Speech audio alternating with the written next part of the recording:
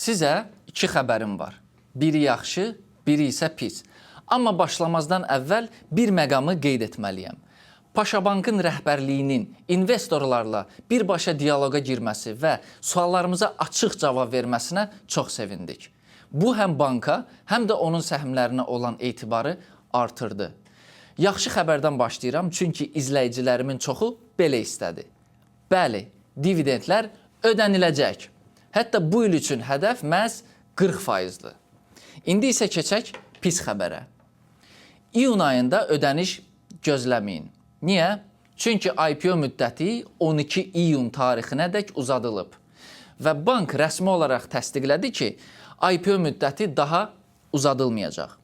Yalnız bu tarixdən sonra hüquqi prosedurlar, investorların sayının dəqiqləşdirilməsi və reyestrin bağlanması başlayacaq. Bu proses təxminən bir ay çəkir.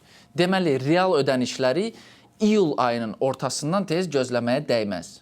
Hətta burada çox maraqlı bir nüans var. Paşabank 2025-ci ilin nəticələrinə görə dividend ödəyəcək.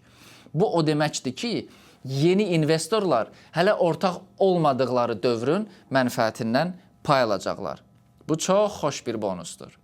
Müqayisə üçün ABB IPO-dan əvvəl köhnə səhmdarlarına dividendləri ödədi, sonra səhmlərini satışa çıxartdı. İndi siz nə düşünürsünüz? 40% dividend üçün bir ay daha gözləməyə dəyər və ən əsası, əgər bankın il ərzində neçə dəfə dividend ödəyəcəyini bilmək istəyirsinizsə, şərhlərdə dividend yazın, sizə ətraflı məlumat verim.